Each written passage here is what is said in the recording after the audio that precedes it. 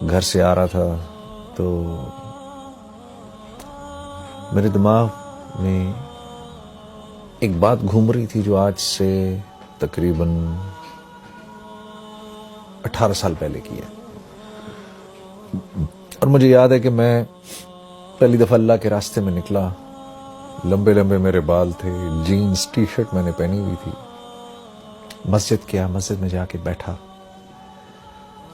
اور اس وقت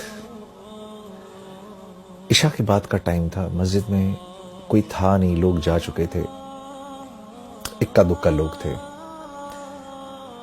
تو ایسے میں نے قرآن پکڑا, قرآن پکڑ کے ہی میں نے کھولا بڑے عرصے بعد. تو جن آیتوں پر میری نظر پڑی,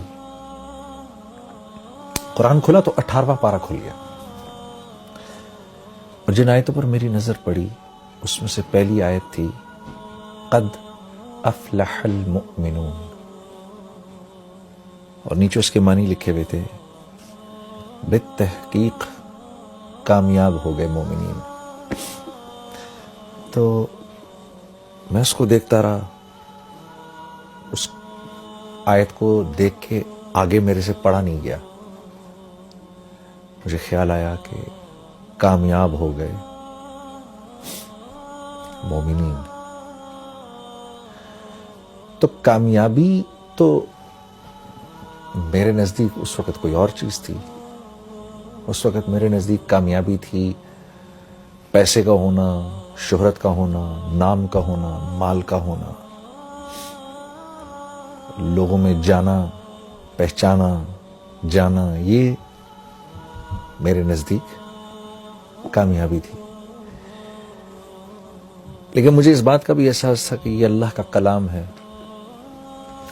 اور کچھ تھوڑا بہت میرا وقت کیونکہ لگ چکا تھا, تو مجھے اس بات کا احساس ہو گیا تھا کہ اصل کامیابی تو وہ ہے جو اللہ کے ہاں کامیابی ہے. اصل کامیابی وہ نہیں ہے جس کو میں کامیابی کہوں. یہ بات بھی ذرا سمجھنے کی ہے. اللہ جس کو کہے وہ کامیاب ہے, اس کی کیا وجہ ہے؟ اس کی وجہ ایسے سمجھاتے ہیں علماء کرام. یہ جتنی کائنات ہے نا جو ہمیں آپ کو نظر آتی ہے, یہ ساری کی ساری اللہ نے انسان کے لیے بنائی ہے, اور انسان کو اللہ نے اپنے لیے بنایا ہے. اب اس کائنات میں جو چیز میری ضرورت کی ہے وہ میرے لیے جتنی ضروری ہے نا اس کی اتنی ہی اونچی قیمت ہے. اگر گاڑی انسان کی ضروریات کو پورا کرتی ہے تو اس گاڑی کی قیمت ہے, اور وہ قیمت کس نے لگائی ہے؟ انسانوں نے. کیوں؟ کیونکہ گاڑی انسان کی ضروریات کو پورا کرنے کے لیے ہے. انسان گاڑی کے لیے نہیں بنایا گیا, گاڑی انسان کے لیے بنائی گئی ہے. تو یہ گاڑی جب تک اس کی ضروریات کو پورا کر رہی ہے اس وقت تک اس کی قیمت ہے. جس دن یہ انسان کی ضروریات کو پورا کرنا بند کر دے گی اور اس کی جگہ کوئی اور چیز اس سے بہتر ضرورت پورا کرے گی تو یہ سڑک پہ چلنے والی تمام گاڑیاں لوہے کے بھاؤ بکیں گی, یہ اپنی قیمت چھوڑ دیں گی. کیوں؟ اب انسان کے ہیں ان کی کوئی قیمت نہیں. تو یہ جتنی کائنات ہے اس کی ہر چیز کو اللہ نے انسان کے لیے بنایا ہے. پھل, سبزیاں, یہ بہتے جھرنے, یہ دریا, یہ ہوائیں, یہ بدلتے موسم, یہ سب انسان کے لیے ہیں, اس کو سکھ پہنچانے کے لیے ہیں. اور اس کائنات میں جو کچھ ہے وہ جتنی انسان کی ضرورت کو پورا کر رہا ہے اتنا ہی قیمتی ہے, اور جو انسان کی ضرورت کو پورا نہیں کر رہا وہ اتنا ہی بے قیمت ہے. کیوں؟ کائنات انسان کے لیے بنی ہے. اسی طرح کیونکہ انسان اللہ کے لیے بنا ہے تو انسان کی قیمت بھی اللہ ہی لگاتے ہیں. انسان خود اپنی قیمت نہیں لگا سکتا. بڑے بڑے بادشاہ آئے, بڑے بڑے کر و فر کے ساتھ آئے. فرعون نے تو اپنے آپ کو آ کر کہا انا ربکم الاعلی، میں تو بہت بڑا رب ہوں، کہتا پھرے، کیونکہ اللہ کے ہاں بے قیمت ہے، تو دنیا سے تو مرنے سے پہلے ہی اللہ نے اس کو بے قیمت کر دیا، اور مارنے کے بعد اللہ نے اس کو پرزرو کر دیا، اور آنے والی نسلوں کے لیے عبرت کا نشان بنا دیا۔ کیوں؟ کیونکہ یہ اللہ کے ہاں بے قیمت تھا، اب یہ قیامت تک بے قیمت رہے گا۔ کوئی اپنے آپ کو کچھ بھی سمجھتا پھرے؟ جو اللہ کے ہاں قیمتی ہے وہ دراصل قیمتی ہے۔ کیوں؟ کیونکہ انسان بنا اللہ کے لیے ہے۔ وَمَا خَلَقْتُ الْجِنَّ وَالْإِنسَ إِلَّا لِيَعْبُدُونَ، ہم نے جن و انس کو بنایا ہی اس لیے ہے کہ یہ ہمارے بن کے رہیں۔ اللہ، جیسے ہم کہتے ہیں نا لا الہ الا اللہ، نہیں کوئی معبود سوائے اللہ کے، ہو ہی نہیں سکتا۔ بالکل اسی طریقے سے نہیں بنایا ہم نے جن و انس کو سوائے اس کے لیعبدون، کہ میری عبادت کریں، میرے بن کے رہیں۔ انسان بنا اللہ کے ہاں ہے، کہ اللہ کے لیے ہے، انسان اللہ کے لیے بنا ہے، اس لیے اس کی قیمت بھی اللہ ہی لگاتے ہیں۔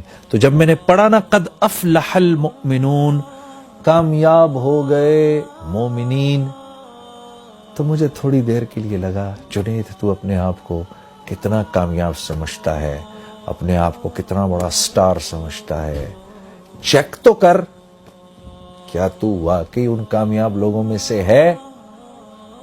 کیا تو واقعی اتنا کامیاب ہے جتنا کامیاب تو اپنے آپ کو سمجھتا ہے؟ تو میں نے ان اگلی 10 آیتوں کو پڑھنا شروع کیا کہ یہ آیتیں کیا کہہ رہی ہیں۔ قد افلح المؤمنون، بالتحقیق مومنین کامیاب ہو گئے۔ اب یہ مومنین ہیں کون؟ یہ تو دیکھیں۔ تو ان کی پہلی صفت کیا ہے؟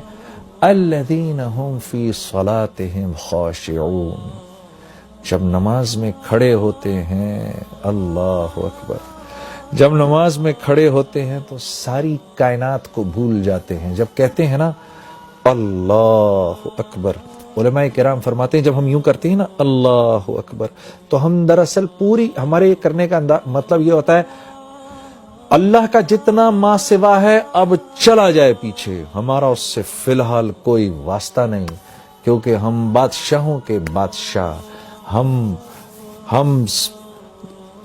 اپنے خالق، اپنے مالک، اپنے اس رب کے سامنے کھڑے ہونے لگے ہیں جو وحدہ لا شریک ہے، جو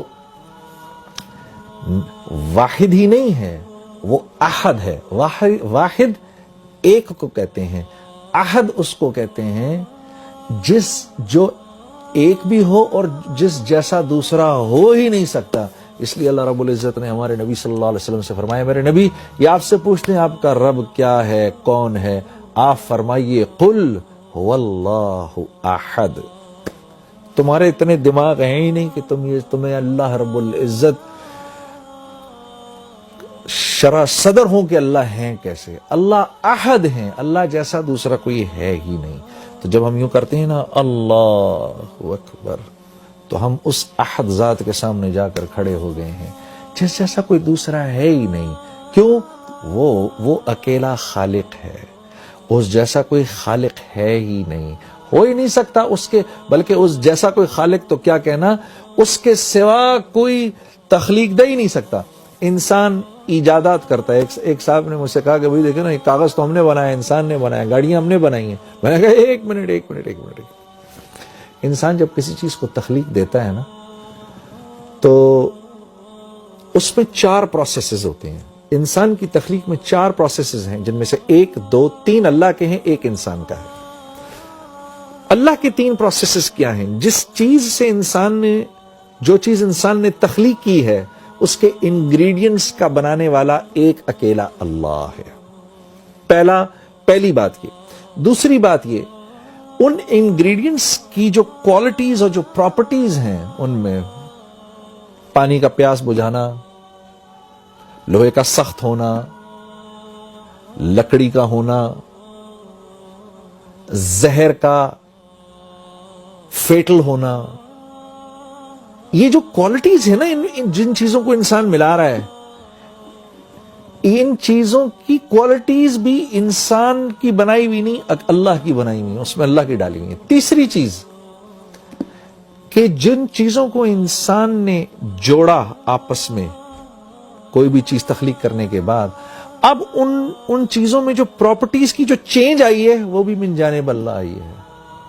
چوتھی چیز انسان کی چیزوں کو ملانا. تو انسان تو چیزوں کو جوڑتا ہے, ایلوائز کو ملا دیتا ہے, ایک سرٹن والیوم, پریشر اور ٹیمپریچر سے انسان اللہ کے جو بنائے ہوئے ایلیمنٹس ہیں ان کو ہیٹ کرتا ہے, پھر وہ ایلیمنٹس ان ایلیمنٹس کو سرٹن پریشر, سرٹن والیوم پہ اور پھر ان کو آپس میں جوڑتا ہے. وہ تو آپس میں جڑتے ہیں, جڑنے کے بعد ان کی جو کوالٹیز چینج ہو جاتی ہیں, ان میں وہ پراپرٹیز کا چینج ہونا بھی اللہ کے ہاتھ میں ہے. تو انسان خالق نہیں ہے, اللہ کے آگے اللہ کے سوا کوئی چیز کوئی تخلیق کر نہیں سکتا. تو جب اتنے بڑے رب کے سامنے میں کھڑا ہوا ہوں, میرا دماغ ادھر ادھر جائے, اللہ فرماتے ہیں جو کامیاب لوگ ہیں جب وہ میرے سامنے کھڑے ہوتے ہیں, successful people, when they stand in front of me, they forget everything around them.